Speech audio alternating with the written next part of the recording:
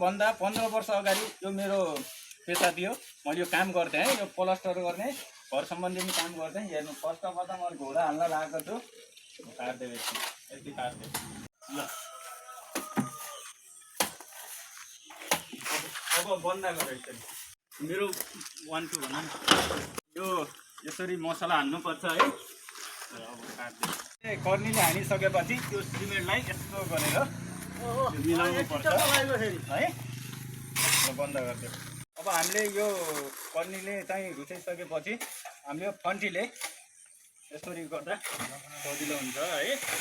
काम गर्न चाहिँ लाज मान्नु हुँदैन है साथीहरू। खाना र काम गर्न मान्छेले लजाउनु हुँदैन।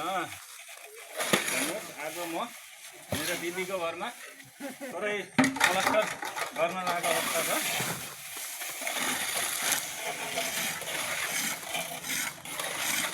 बन्द यो हाम्रो महिलाले लगाउने क्रिम जस्तो हो क्या। हेर्नु यो सर्लकको यो क्रिम कस्तो चिल्लो बनायो हेर्नुहोस् है। आज फेरिको समयमा म मेरो दिदीको घरमा यस्तो पुरै प्लास्टर गर्न आएको। यसरी गर्न पाउँदा 15-16 वर्षको अगाडि आफ्नो गरिरहेको कामलाई यसरी देखाउन पाउँदा सबै सामु खुसी लागेको छ है। पसिना पनि यस्तो आएको छ। मेहनतको फल मिठो हुन्छ है त। धन्यवाद।